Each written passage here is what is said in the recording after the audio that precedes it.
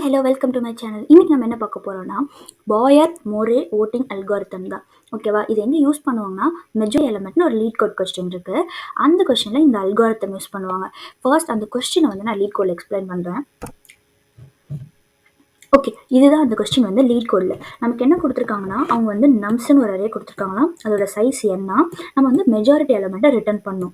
ஓகேவா? அந்த majority element வந்து எப்படி சொல்லுவாங்கன்னா இப்போ அந்த நம்பர் வந்து n/2 டைம்ஸோட அதிகமாக இருந்துச்சுன்னா அந்த எலமெண்ட் தான் மெஜாரிட்டி எலமெண்ட். ஓகேவா? இப்போ 2 எக்ஸாம்பிள் கொடுத்துருக்காங்க, அதை பார்க்கலாம். இப்போ இந்த நம்ஸ்ன்ற அரேயோட சைஸ் என்னது 3. இதில் டிவைடட் பை 2 பண்ணிங்கன்னா என்ன வரும்? 3/2 1ன்னு வருமா? அப்போ மோர் தென் 1 டைம்ஸ் அக்கர் ஆகிற எலமெண்ட் தான் மெஜாரிட்டி எலமெண்ட். இப்போ 3 வந்து மோர் தென் 1 டைம்ஸ் அக்கர் ஆயிருக்கு. ஸோ அவுட்புட் வந்து 3. இப்போ இந்த நம்ஸ் அரேயோட சைஸ் என்னது? 1 2 3 4 5 6 7 இருக்குது. 7/2 என்னது? 3ன்னு வருமா? ஓகே, அப்போ மோர் தென் 3 டைம்ஸ் அக்கர் ஆகிற எலமெண்ட் தான் இந்த மெஜாரிட்டி எலமெண்ட். இந்த அரேயில் மோர் தென் 3 டைம்ஸ் எது இருக்குது? 2 இருக்குது. ஸோ அதுதான் மெஜாரிட்டி எலமெண்ட். இப்போ நெக்ஸ்ட் என்ன கொடுத்துருக்காங்க? கன்ஸ்ட்ரெயின்ஸ் கொடுத்துருக்காங்க. தென் ஃபாலோ அப்னு சொல்லி நம்ம வந்து இந்த ப்ராப்ளமை லீட் ஆஃப் என்லையும் தென் ஸ்பேஸ் காம்ப்ளெக்சிட்டி ஆஃப் 1லையும் நம்ம முடிக்கணும் அப்படின்னு சொல்லியிருக்காங்க. ஓகேவா?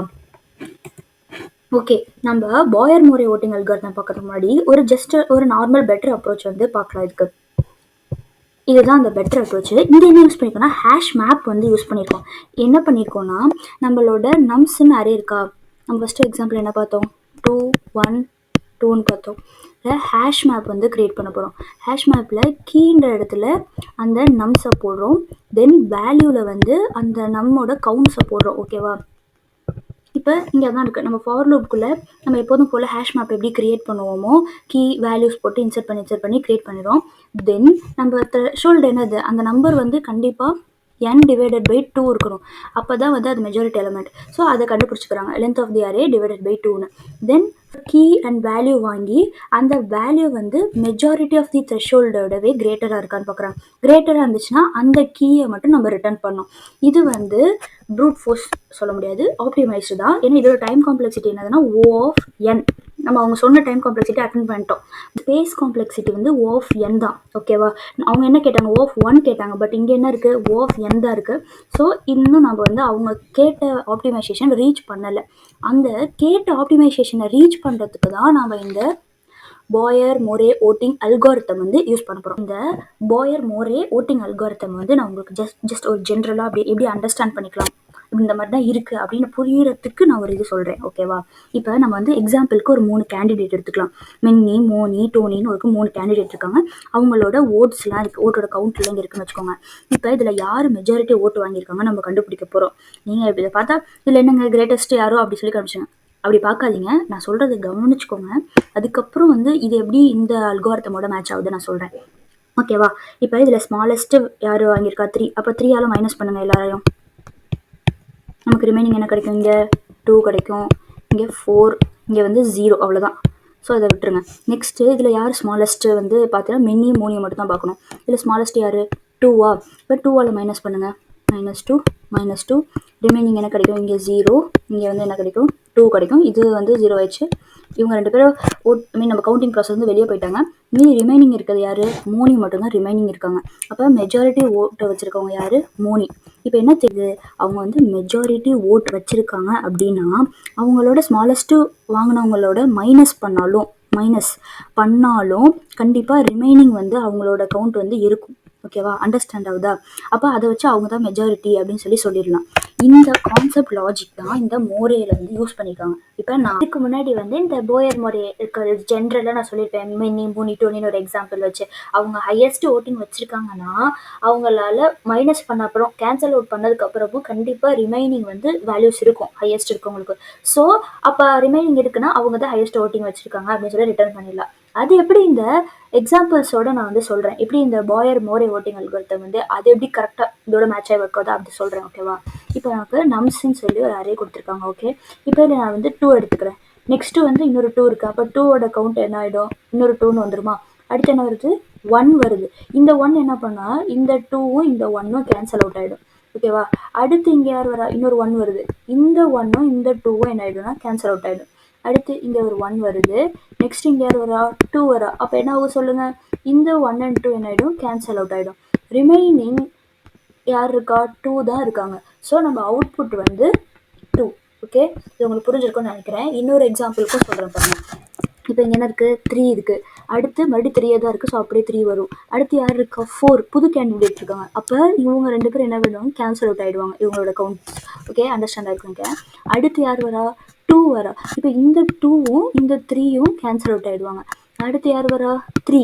மறுபடியும் என்ன இருக்குது? 3 தான் இருக்குது. அப்போ 3யோட கவுண்ட் வந்து 3ன்னு இருக்கும். ஐ மீன் ரிமைனிங் கேன்சல் அவுட்டே ஆகாமல் யார் இருக்கா? 3 தான் இருக்கா. ஸோ அவுட்புட் வந்து 3. இது உங்களுக்கு புரிஞ்சிருக்கும்னு நினைக்கிறேன். இப்போது ஒரே எலமெண்ட் ஆச்சுன்னா கவுண்ட் இன்க்ரீஸ் பண்ணிட்டே போகிறாங்க. இதுவே டிஃப்ரெண்ட் எலமெண்ட் வந்துச்சுன்னா அப்போ கேன்சல் அவுட் பண்ணுறாங்க. புரியுதுல? இதை மைண்டில் ஏற்றிக்கோங்க. இப்போ நான் வந்து அல்காரிதமும் அந்த அல்காரிதமுக்கு ட்ரை ரன் வந்து பண்ணி காட்டுறேன். ஓகேவா? இது வந்து ஜென்ரல் சூடோ கோடில் இருக்கும். இதே தான் நீங்கள் வந்து எந்த லாங்குவேஜில் வேணால் கன்வெர்ட் பண்ணிக்கலாம். C++, Java, Python. டைம் ஸ்டாம்பில் ஜாவாக்கான எக்ஸ்ப்ளனேஷன், பைத்தான் கோடுக்கான எக்ஸ்ப்ளனேஷன் கோடு வந்து அட்டாச் பண்ணியிருக்கேன். அந்த நீங்கள் டேரெக்டாக எந்த லாங்குவேஜ் பார்க்கணும் நினைக்கிறீங்களோ டைம் ஸ்டாம்பில் அதை கிளிக் பண்ணி அந்த லாங்குவேஜில் போய் பார்த்துருங்க. டவுட்ஸ் எதாவது இருந்துச்சுன்னா கமெண்ட் செக்ஷனில் பண்ணுங்க. ஓகேவா?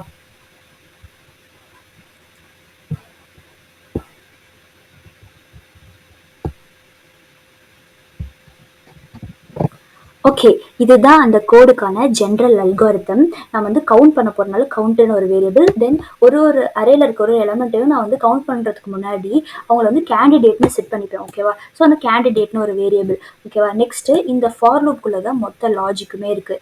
ஓகே, ஃபர்ஸ்ட் நான் வந்து அரேல இருக்க ஒரு எலமெண்ட்டாக எடுத்துப்பேன். ஃபர்ஸ்ட் என்னோட நம்பர் என்ன இருக்கும்? 2ன்னு இருக்கும். அதை எடுத்துக்கிறேன். அதோட கவுண்ட் என்னவாக இருக்க போது? இனிஷியலாக 0வாக இருக்க போகுது. 0வாக இருக்கும்போது மட்டும்தான் அந்த நம்ம வந்து நான் வந்து என்ன பண்ணுவேன்னா கேண்டிடேட்டாக மாற்றுவேன். ஐ மீன் அவங்க ஃப்ரெஷ்ஷாக இருக்கணும். 0 அவங்க கவுண்ட் வந்து 0வாக இருக்கணும். அப்போ தான் நான் வந்து அவங்க வந்து கேண்டிடேட்டாக கன்சிடர் பண்ணுவேன். ஓகேவா? கவுண்ட் வந்து 0வாக இருந்தால். நெக்ஸ்ட்டு அடுத்து என்ன பண்ணுறேன்னா அந்த தான் நம்ம கேண்டிடேட்டாக செக் பண்ணுறேன். ஆமாம், அப்போ வந்து அதோட கவுண்ட் வந்து இன்க்ரீஸ் பண்ணுறேன். இப்போ 2ஓட கவுண்ட் என்ன வச்சு 1ன்னு இன்க்ரீஸ் ஆயிருக்கு. ஓகேவா? Next for loop, second for loop வாங்க. செகண்ட் ஃபார் லூப்பில் மறுபடியும் நம்ம வந்து சேம் 2 தான். அது ஃபர்ஸ்ட் இஃப் கண்டிஷனை சாட்டிஸ்ஃபை பண்ணாது. ஏன்னா கவுண்ட் வந்து நாட் ஈக்குவல் டு 0. ஓகேவா? அடுத்த இஃப் கண்டிஷன் அது நம் ஈக்குவல் டு கேண்டிடேட். ஆமாம், இப்போ வந்திருக்க நம்ம கேண்டிடேட் தான் 2 தான். அப்போ கவுண்ட்டை இன்னும் இன்க்ரீஸ் பண்ணுறேன். அப்போ 2ஓட கவுண்ட் வந்து 1லேருந்து என்ன ஆயிடுச்சு? 2 ஆயிடுச்சு. ஓகேவா? நெக்ஸ்ட் இப்போ தேர்ட் ஐட்ரேஷனுக்கு வரலாம். தேர்ட் ஐட்ரேஷனில் நம்ம எக்ஸாம்பிள் நான் கொண்டு வந்துட்டேன். இப்போ உங்களுக்கு இன்னும் நல்லாவே புரியும் நினைக்கிறேன். தேர்ட் ஐட்ரேஷனில் நம்மோட வேல்யூ என்ன இருக்குது? 1ன்னு இருக்குது. ஸோ அதை ஃபஸ்ட்டு இஃப் கண்டிஷன் சாட்டிஸ்ஃபை பண்ணுறோம். கவுண்ட் வந்து 0வா? இல்லை, கவுண்ட் 0 வரணும் மட்டும் தான் கேண்டிடேட் வந்து புது கேண்டிடேட் வந்து நம்ம அனௌன்ஸ் பண்ணுவோம். ஓகேவா? அதனால இஃப் கண்டிஷன் சாட்டிஸ்ஃபை ஆகல. செகண்ட் இஃப் கண்டிஷன் நம்ம தான் கேண்டிடேட்டா?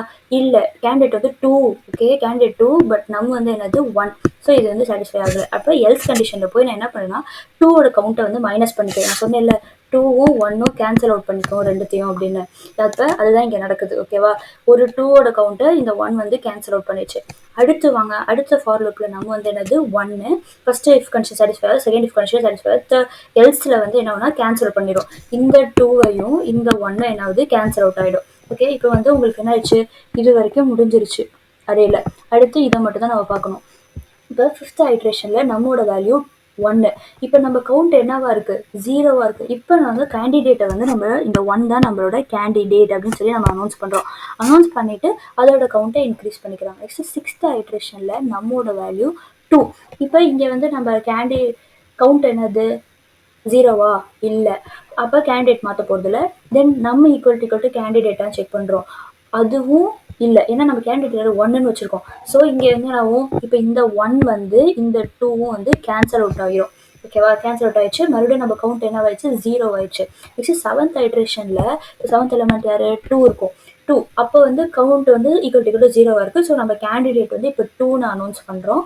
நெக்ஸ்ட் என்ன ஆக போகுதுன்னா ஃபர்ஸ்ட் இஃப் கண்டிஷன் முடிச்சு நெக்ஸ்ட் செகண்ட் இஃப் கண்டிஷனில் வந்து நம்ம ஈக்குவல் டு கேண்டிடேட்டாக செக் பண்ணுறோம். ஆமாம், 2 தான் நம்ம கேண்டிடேட். அப்போ கவுண்ட் வந்து இன்க்ரீஸ் பண்ணுறோம். இப்போ ஃபார் லூப் ஃபுல்லாக முடிஞ்சிருச்சு. முடிஞ்சதுக்கப்புறமும் நம்ம கேண்டிடேட் யார் இருக்கா? ரிமைனிங் இருக்க கேண்டிடேட் தான் நம்ம அவுட்புட். ஓகே, இது உங்களுக்கு புரிஞ்சிருக்கும்னு நினைக்கிறேன். நீங்களும் ஒரு வாட்டி ட்ரை ரன் பண்ணி பாருங்க. ஓகேவா? இதுதான் இந்த மெஜாரிட்டி எலமெண்ட்டுக்கான பைத்தான் கோடு. ரொம்ப ஈஸி தான். அங்கே சொன்ன மாதிரியே சூடோகோடில் பார்த்த மாதிரி தான். கவுண்ட்டுன்னு ஒரு வேரியபிள், கேண்டிடேட்னு ஒரு வேரியபிள், அப்புறம் ஃபார் லூப் போட்டு அந்த நம்ஸ் அரேவை வந்து ஃபுல்லாக ட்ராவர்ஸ் பண்ண போகிறோம். இப்போ நம்ம சொன்ன மாதிரி கவுண்ட் வந்து 0வாக இருந்தால் மட்டும்தான் அந்த நம்பரை வந்து நம்ம கேண்டிடேட்டாக அனௌன்ஸ் பண்ணுறோம். இல்லாட்டி அதோட கவுண்ட்டை இன்க்ரீஸ் பண்ணிக்கிட்டே போகிறோம். இல்லாட்டி புது நம்பர் வந்துச்சு அப்படின்னா, கேண்டிடேட் இல்லாமல் புது நம்பர் வந்துச்சுன்னா அதோட கவுண்ட்டை என்ன பண்ணணும்? கேன்சல் அவுட் பண்ணணும். ஓகேவா? அதுக்கப்புறம் மீதி இது யார் கடைசியாக எந்த கேண்டிடேட் இருக்காங்களோ கவுண்ட் வந்து இருக்கோ அவங்க தான் ரிட்டர்ன் பண்ணுவோம். ஓகே, இது புரிஞ்சுக்கணும். ரொம்ப சிம்பிள் கோடு. ஓகேவா? ட்ரை ரன் பண்ணி பாருங்க இந்த கோடு. நெக்ஸ்ட்டு இது வந்து ஜாவா கோட். ஜாவா கோட்லேயே அதே தான். அப்புறம் கவுண்ட்டுன்னு ஒரு வேரியபிள், கேண்டிடேட்னு ஒரு வேரியபிள் டிக்ளேர் பண்ணிக்கிறோம். தென் ஃபார் லூப் போட்டு நம்ஸ்ன்ற அரேவை ஃபுல்லாக நம்ம என்ன பண்ண போகிறோம், ட்ராவர்ஸ் பண்ண போகிறோம். தென் நம்ம எப்போ கேண்டிடேட்னு அனௌன்ஸ் பண்ணுவோம், அது கவுண்ட் வந்து 0 இருக்கும்போது தான் நம்ம வந்து நியூ கேண்டிடேட் அனௌன்ஸ் பண்ணுவோம். இல்லை அது வரைக்கும் என்ன பண்ணுவோம்னா, அதே எலமெண்ட் வருது அப்படின்னா அதோட கவுண்ட் இன்க்ரீஸ் பண்ணிகிட்டே போவோம். இல்லை புது எலமெண்ட் வருது அப்படின்னா நம்மளோட பழைய எலமெண்ட்டையும் அந்த புது எலமெண்ட்டையும் கேன்சல் அவுட் பண்ணிடுவோம். அப்போ கவுண்ட் வந்து டிக்ரீஸ் பண்ணுவோம். ஃபைனலாக அந்த ப்ராசஸ் நடந்து முடிஞ்சும் நமக்கு வந்து ஒரு கேண்டிடேட் இருக்காங்க, அவங்க கவுண்ட் இருக்குது அப்படின்னா அவங்கள தான் நம்ம ரிட்டர்ன் பண்ண போகிறோம். ஓகேவா?